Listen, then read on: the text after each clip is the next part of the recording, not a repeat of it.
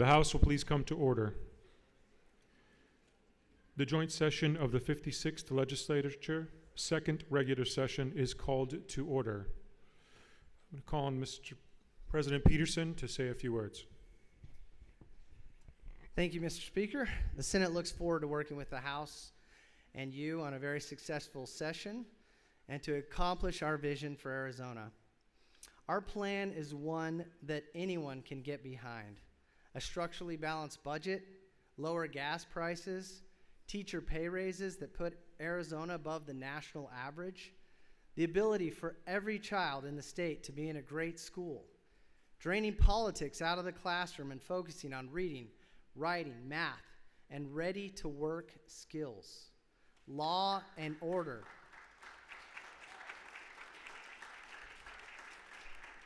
Law and order in our streets and at our border, shrinking government, and putting more money into the pockets of our citizens who are reeling from inflation, allowing businesses and population growth while using less water through conservation and augmentation. And we're going to protect our kids. We will increase penalties against those who commit sex crimes against children.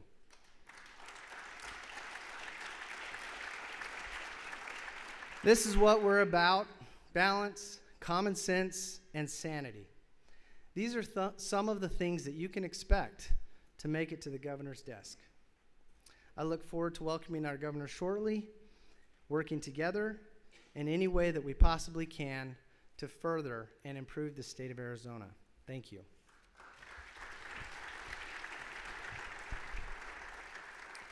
Thank you, Mr. President. I agree with everything you said there, and would add that any effort to eliminate or undermine parental choice in education will not succeed in this legislature. Arizona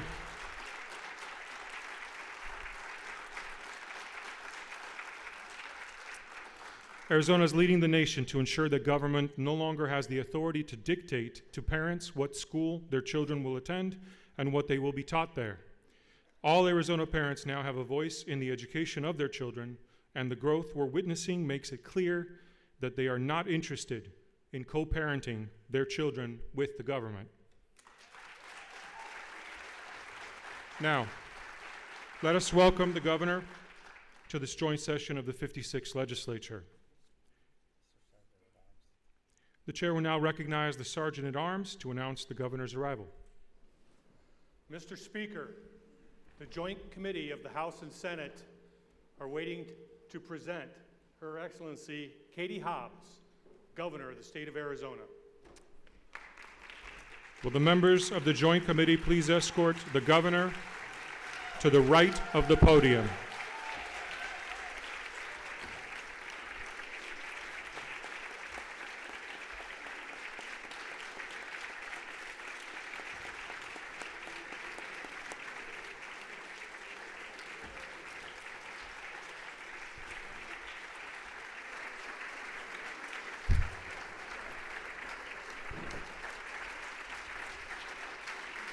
Members of the legislature, the Honorable Katie Hobbs, Governor of the state of Arizona.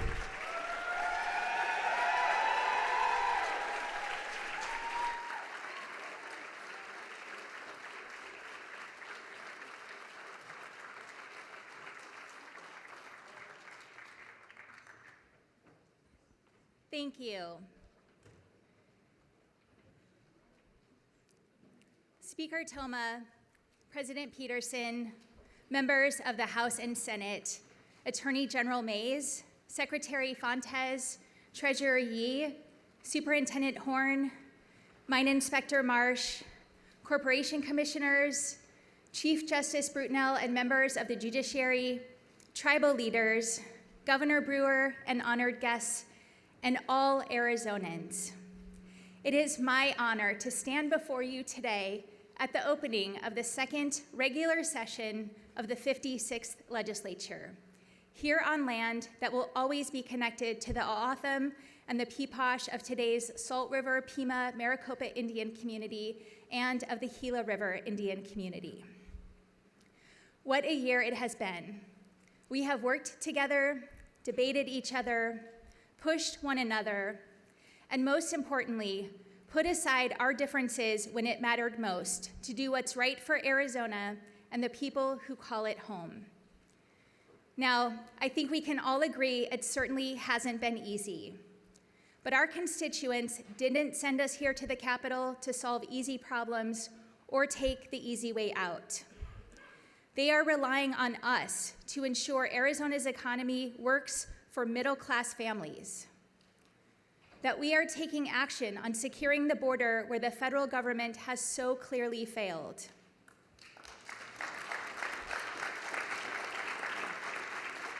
that we continue creating good-paying jobs for working-class Arizonans, that we help lower costs on everyday items, that our water future is secure, that our schools are safe and places of opportunity, that healthcare is accessible for those who need it and when they need it, and that our rights and freedoms are protected.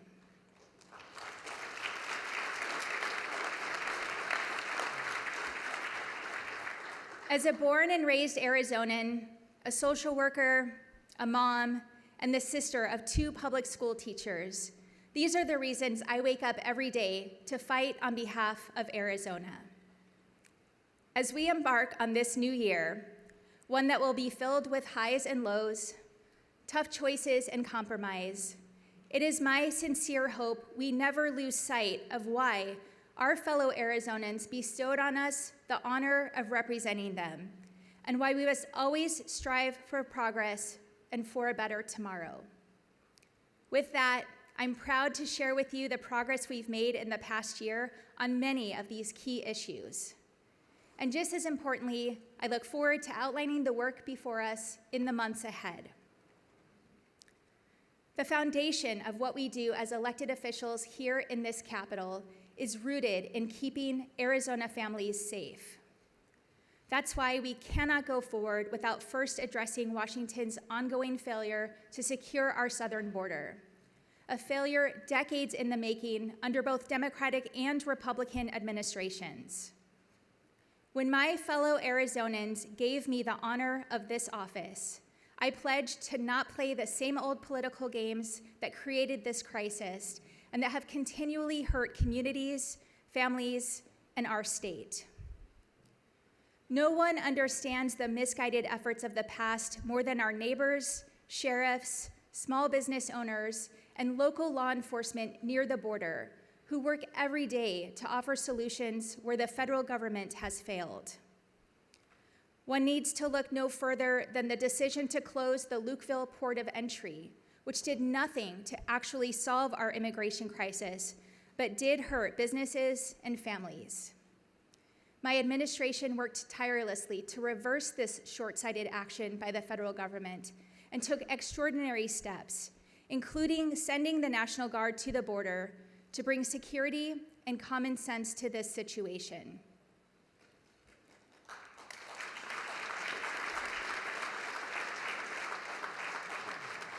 Day in and day out, I hear from leaders on the border who need support because they are stepping up where the federal government can't or won't. This year, they asked for boots on the ground, improved communication systems, resources to combat human trafficking, and the latest technologies to keep communities on both sides of the border safe. And I delivered. By refusing to waste money on cheap political stunts, we awarded over $84 million to help border communities manage the massive influx in migrants.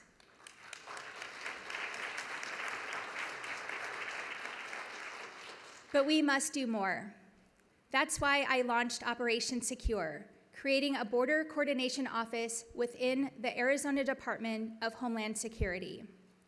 This session, I'm seeking ongoing funding to better coordinate our border response and continue fighting this humanitarian, economic, and enforcement crisis. This new funding will expand the operation with critical investments in border security, as well as resources to intercept the flow of fentanyl. Every Arizonan should know we are taking significant and meaningful steps to keep them safe, even when the federal government refuses to.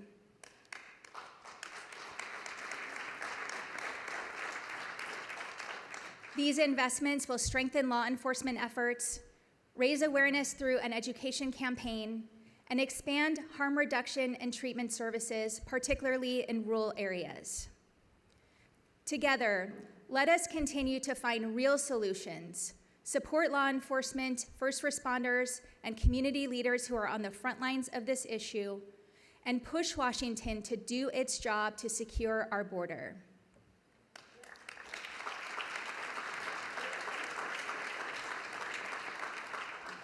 And just as I will continue to hold the federal government accountable for their responsibilities, we must also fulfill our fiscal duty to this state.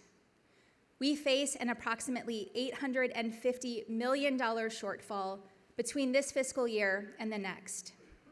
And make no mistake, it will take all of us working together to solve this gap without harming Arizonans. To all those who call this state home, let me share this message. We will not shirk our responsibilities, and we will not kick the can down the road for our children and the next generation to solve. And we will not cut spending on vital services.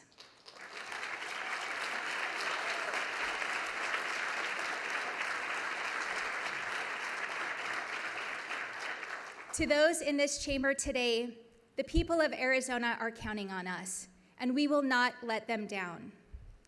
Let us find common ground, focus on real solutions, and strengthen our state's balance sheet. You will see the details on how I plan to address this gap when my budget is released later this week. We will rein in wasteful spending without sacrificing public safety and public education. We will establish guardrails on unaccountable programs without hurting hardworking families.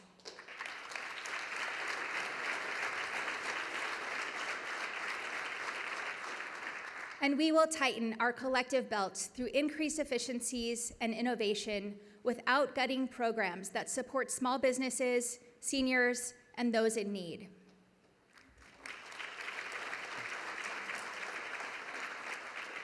I look forward to working with leadership and members from both sides of the aisle in the months ahead to get the job done.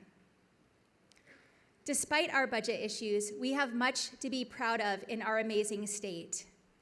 Nowhere is it more apparent that the state of our state is ascending than in the unprecedented strength of Arizona's job market and the record investment in our economy. Let us celebrate that today, more Arizonans are employed than at any point in our state's history.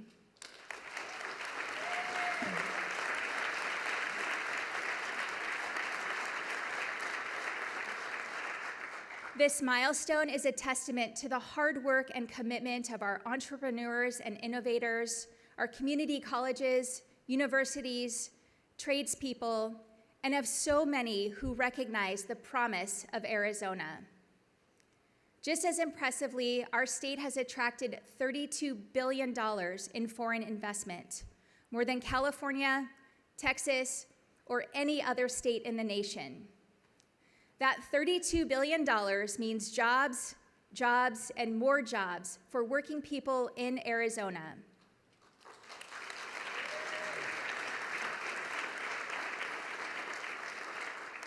We created over 56,000 jobs in 2023, and we're just getting started. Arizona leads the way in attracting the high-tech and advanced manufacturing businesses that are building our nation's future. I'm proud to say these achievements were possible because of partnerships between the public and private sectors. We should applaud the chambers of commerce and economic development groups across the state, and most particularly, the Arizona Commerce Authority, for their tireless efforts to attract new, high-quality jobs, jobs that can be life-changing for families and transformational for communities. With this continued success, there's no question we must pass continuation of the Arizona Commerce Authority.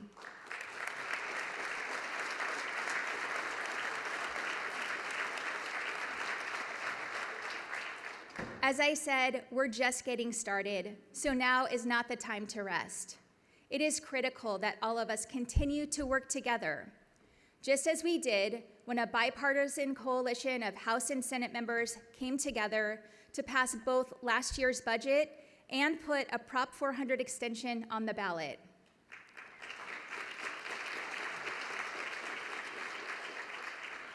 Rather than letting partisan politics prevail, we stood together, helped ensure the continued success of our state, and enabled more Arizona families to prosper. That's the power of finding common ground and doing what's best for the people of this state. And make no mistake, I will always put the people of Arizona first.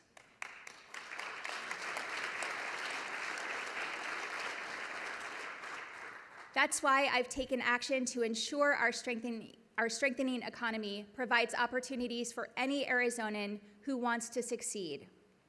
With our investment in Future 48 workforce accelerators, we will prepare thousands of Arizonans every year for jobs, building our nation's future in industries like semiconductors, renewable energy, and aerospace and defense. And my Build It AZ apprenticeship initiative aims to double the number of apprentices in construction and the trades to meet the needs of our 21st century economy. It's these programs, along with a strong higher education system and access to childcare, that will ensure more Arizonans have the ability to get a good job that supports themselves and their families.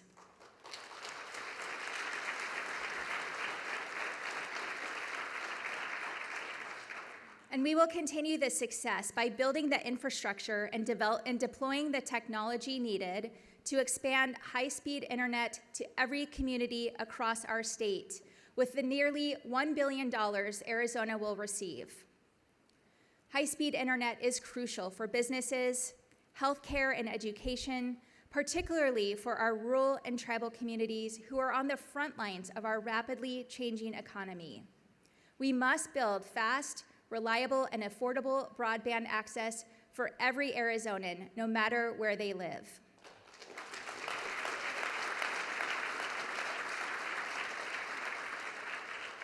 As you can see, our state's economy is strong, and its opportunities are abundant. However, we cannot ignore the fact that for Arizonans across all age, color, and geographical boundaries, our housing affordability crisis has erased feelings of prosperity for too many.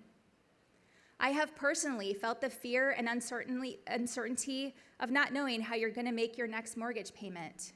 That's why I will always fight just as hard for your family as I fought for mine. And I will never stop working to find solutions to the housing affordability crisis.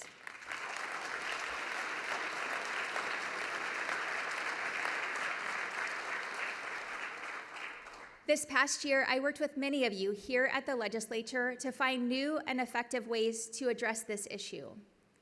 We directed $150 million to keep more Arizonans housed through rental assistance programs. We allocated money to provide legal aid for up to 1 million more Arizonans who are facing eviction or housing instability.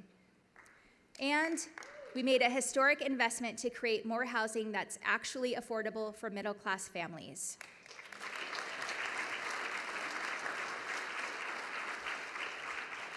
Further, we accelerated the awarding of low-income housing tax credits that enabled the Arizona Department of Housing to maximize the building of affordable housing across the state. This particular effort led directly to 15 new affordable housing developments, half of which are in rural communities.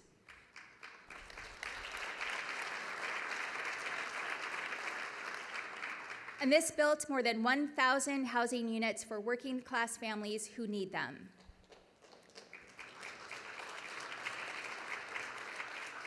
These actions should only be the first of many we take to help ensure longtime residents, young professionals, and middle-class Arizonans are protected from being priced out of the communities and state they love. I was born and raised in an Arizona where a middle-class family could buy their own home. And that should be the reality for the next generation too. But to make it so, we must take action. That's why today I am announcing the Arizona is Home Mortgage Assistance Program.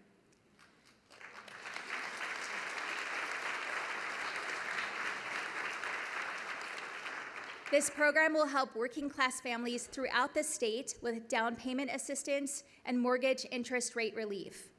That means a family of 4 living in Phoenix, making up to $75,000 a year, will have the opportunity to purchase a quality, affordable home.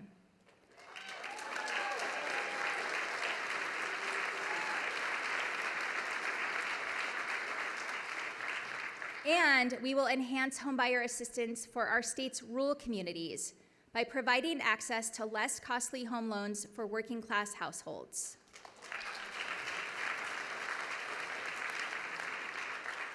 These are good, tangible steps to creating access to housing at affordable prices, but they alone will not solve the crisis across our state.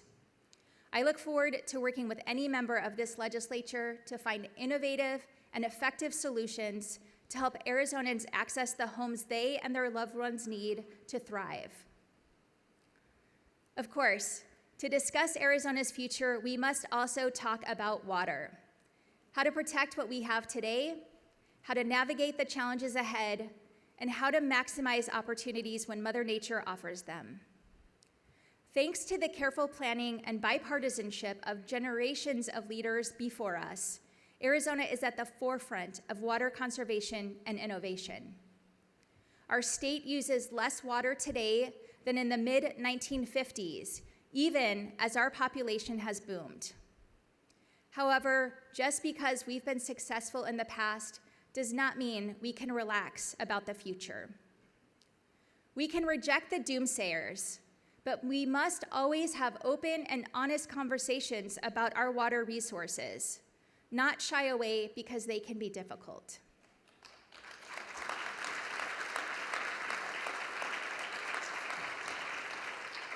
As the first year of my administration has shown, I will take decisive action to protect Arizona's water future.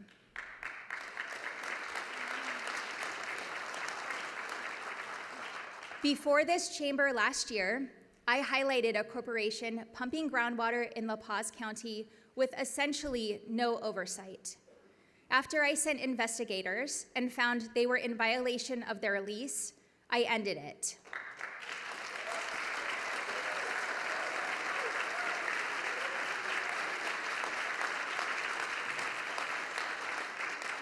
And as of next month, all Butler Valley leases held by this entity will be terminated, protecting water for nearby communities.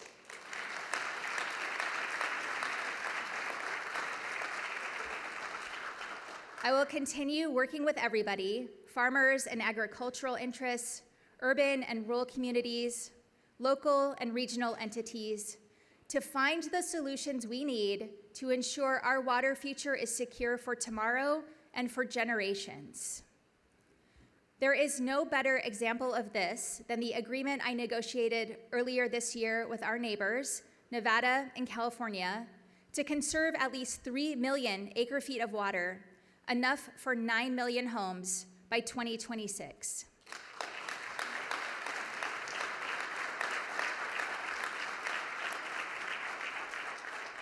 With this historic agreement, we stood up to the federal government's egregious plan to slash Arizona's water, and we safeguarded our natural resources.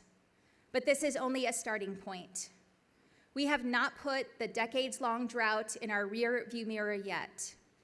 We must always strive to do more through expanding public-private partnerships, increasing conservation, exploring new technology, and maintaining a steadfast commitment to strengthening protections where needed.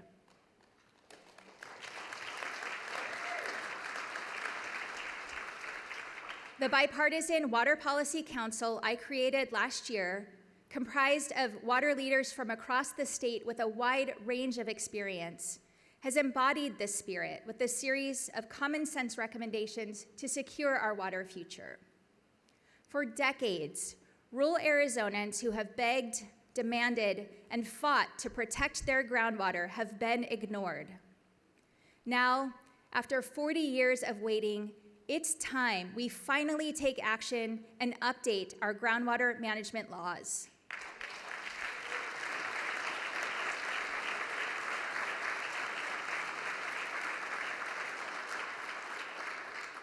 That's why we must have the courage to take action where others haven't and empower rural Arizonans to have a say in how their water is used.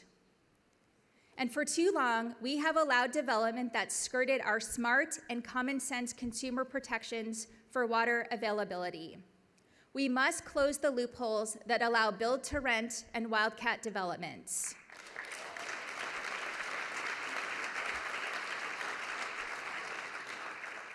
Our water rules give families and businesses confidence to invest in our state, and we cannot continue to let individuals and corporations exploit these loopholes and rob us of our water future. We all recognize that our state is growing, and we must continue to adapt while maintaining our long-held status as a national leader in water management. Our water standards are the key to our strong economy. I refuse to sacrifice them for unchecked growth. But I will continue in Arizona's bipartisan tradition of growing our economy while protecting our state's most precious resource. In that vein, I have directed the Arizona Department of Water Resources to finalize a new pathway for water providers and communities who have historically relied on groundwater resources. This new alternative designation of water resources program will provide an opportunity for these entities to achieve a 100-year assured water supply by contributing new water sources and reducing groundwater pumping, which will help ensure our future growth is both smart and sustainable.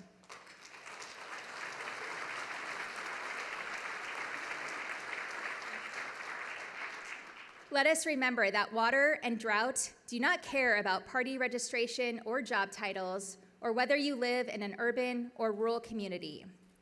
We can only protect our water supply by working together.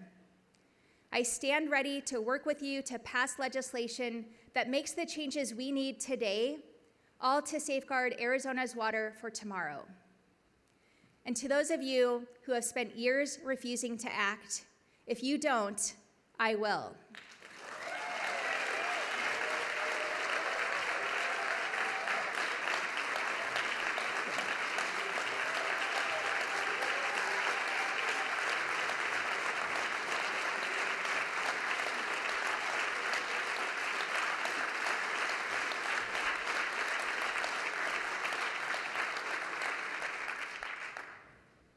I was born and raised in Arizona, and I chose to raise my family here.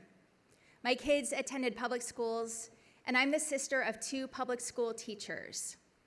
I know what having a high-quality public education can mean to millions of Arizonans. But sadly, we too often fall short. We must continue investing in our public schools to ensure Arizona truly is the best place to raise a family. So I applaud the bipartisan group of legislators who did the right thing to pass an override to the aggregate expenditure limit, providing certainty that schools would stay open and kids would continue learning.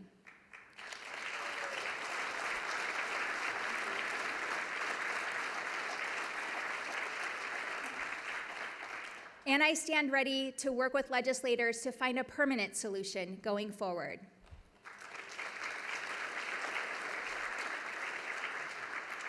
In addition to the AEL override, we also worked together to find bipartisan solutions to further support our public schools, including a $300 million infusion for K-12 schools.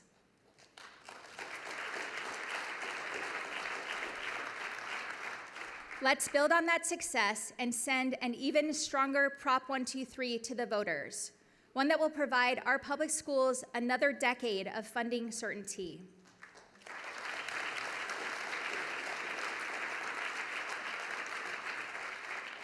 Without question, we must give teachers a raise.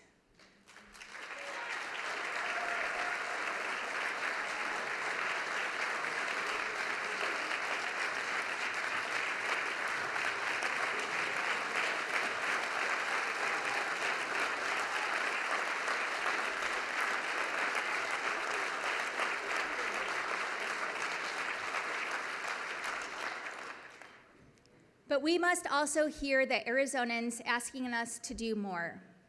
Let's take this opportunity to increase compensation for teachers and the support staff who are all critical for students' success.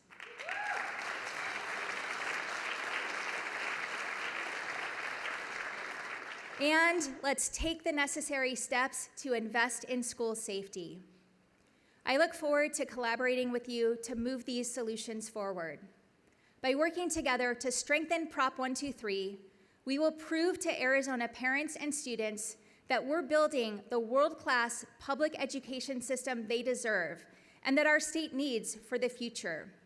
We must not let this opportunity pass us by.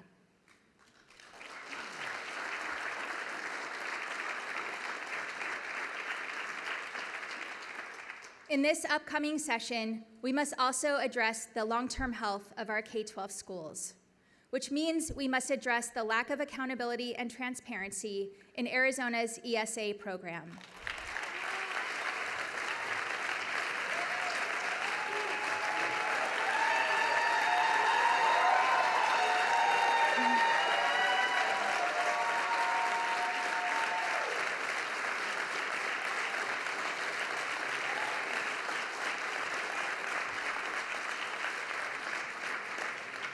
We have seen a steady stream of news coverage around unacceptable and sometimes downright outrageous use of taxpayer money under this program, including water park admissions, ski passes, and luxury car driving lessons. It is our responsibility as stewards of this state to put in place guardrails to ensure taxpayer dollars dedicated to education are used properly.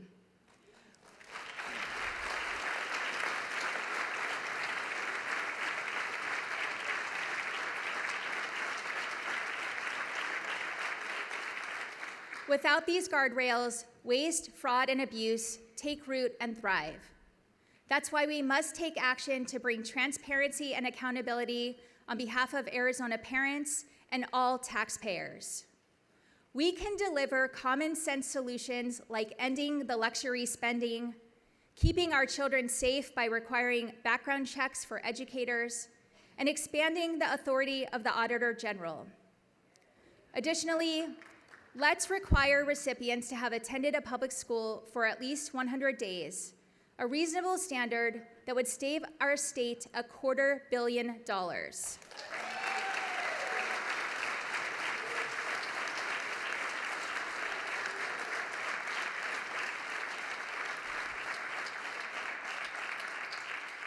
My message to parents across Arizona, whether your family takes part in this program or not, now is the time to advocate for accountability and transparency, not a blank check.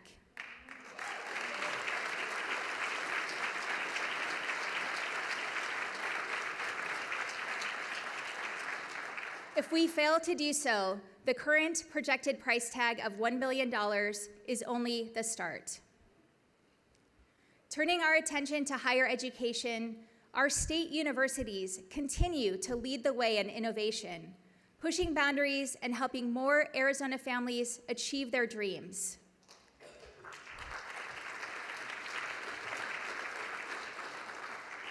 This can be seen in our AZ Healthy Tomorrow initiative, which will produce over 2,500 more healthcare professionals every year. Working together, we will create a new generation of doctors, nurses, and healthcare professionals while offering communities across our state badly needed access to healthcare.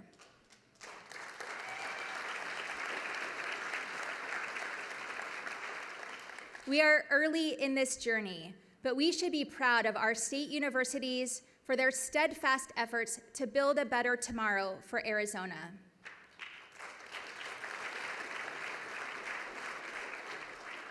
I'm calling on this legislature to work with me to begin a new engineering-focused medical school at Arizona State University.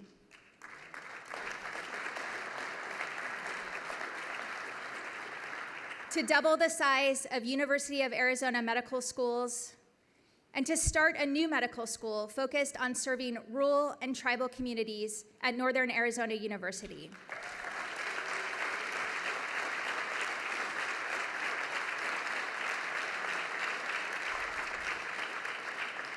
As someone who had to work my way through college and who wouldn't be here today without the help of scholarships and financial aid, ensuring that higher education is attainable for any Arizonan who wants it is personal to me.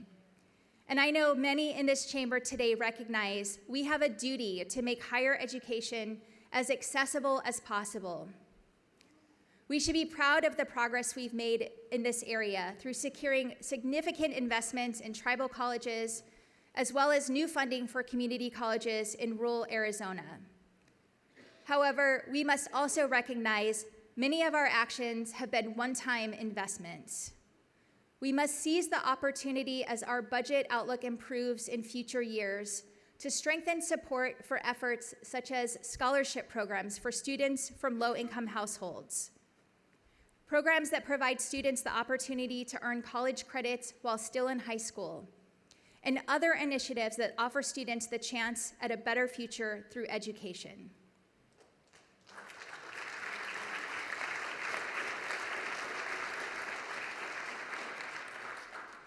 Supporting Arizona families also means protecting our loved ones throughout their time on this earth. No doubt, there are many wonderful facilities providing high-quality care for our fellow Arizonans. However, I am saddened and infuriated that too many long-term care facilities are failing some of the most vulnerable with devastating effects. Physical and mental abuse, neglect, exploitation, and poor quality of care have severely hurt, and in some tragic cases, led to the deaths of too many Arizonans. And what's the penalty in these cases? A $500 fine. This is unconscionable, and as leaders in this state, we should be outraged. We should also be outraged at the separate but just as infuriating sober living home scandal that ruined countless lives and cost taxpayers hundreds of millions of dollars.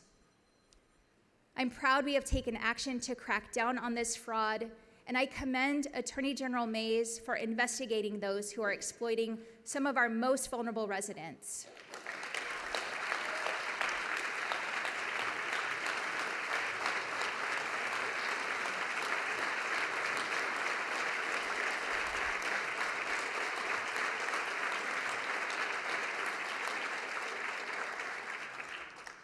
The individuals behind these scandals will be held accountable, but it is also apparent we need to provide additional tools to go after bad actors who take advantage of those in need.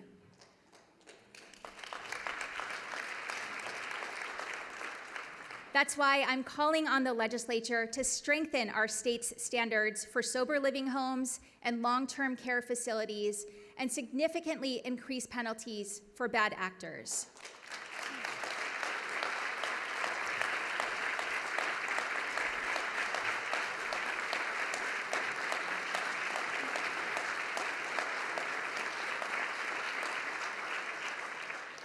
I am putting forward a package of bills that will ensure facilities cannot hide behind or erase their violation history.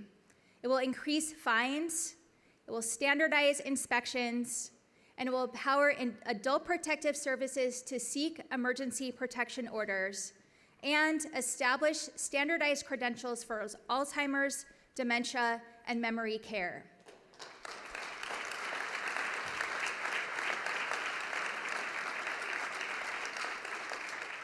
Protecting Arizonans in long-term care and sober living facilities shouldn't be a partisan issue.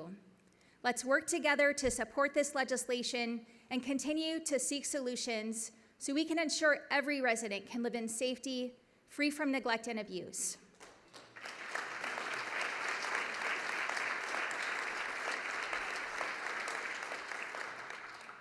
Supporting Arizona families also means ensuring our children have access to high-quality health care. Unfortunately, federal efforts that raised so many kids out of poverty just a few years ago are phasing out, but the needs and rising costs for parents are just as tough as ever. No family should have to go bankrupt to care for a sick child. To combat this disturbing trend, we expanded kids' care eligibility for thousands of Arizona children.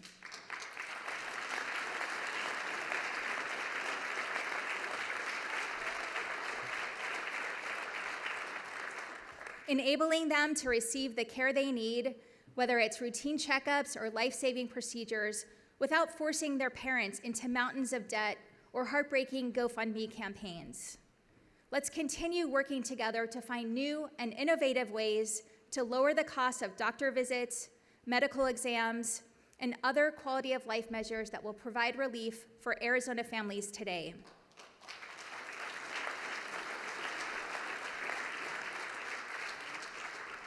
Another area where we can provide relief and make a huge difference in the lives of Arizona families and seniors is by driving down the price of prescription drugs.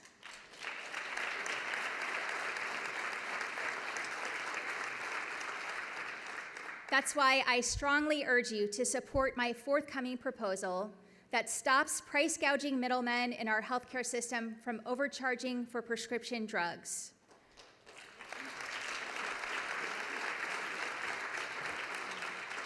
Requires justifications for price increases so Arizonans aren't hit with surprise costs, and establishes the new Prescription Drug Affordability Division, which will cap prices on commonly used drugs like insulin and prevent outrageous price hikes.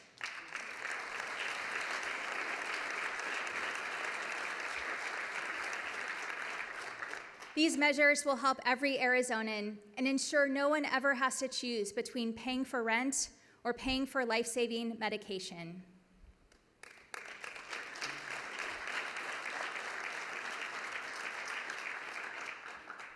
I believe that fighting for Arizona families is the foundation of what we do as elected officials. And I truly believe that fighting for Arizona families means defending every individual's right to make their own reproductive health care decisions.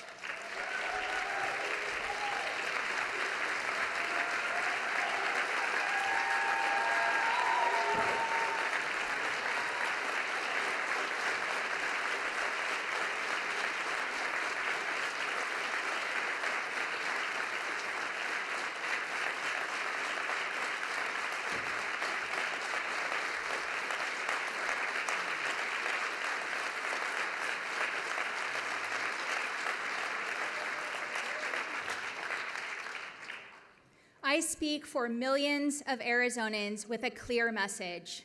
These deeply personal decisions should be made between a woman and her doctor, not politicians and the government.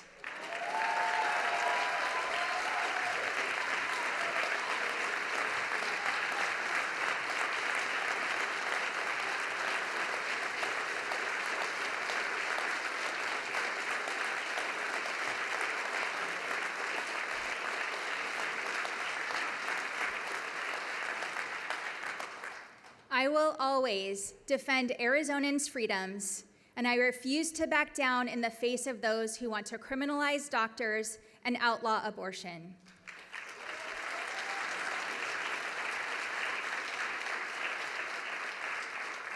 That's not happening on my watch.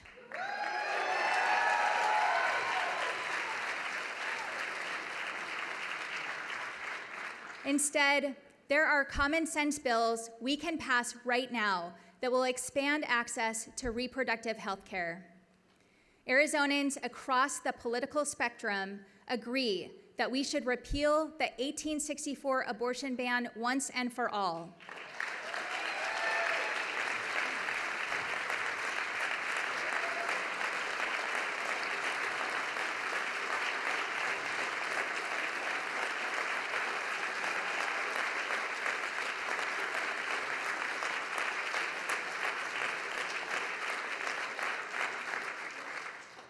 That we should pass the Right to Contraception Act,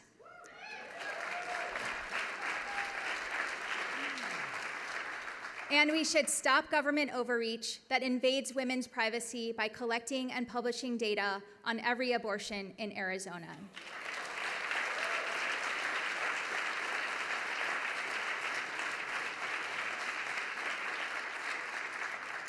As I have said before and will continue to say again and again, reproductive freedom is not a partisan issue.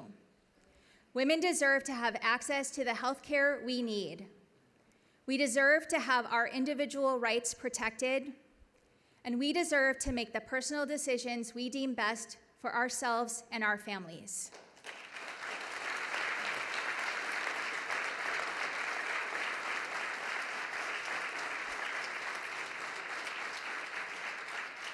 Now is the time to do what's right. Now is the time to pass these critical policies. Now is the time we stand up for Arizona families.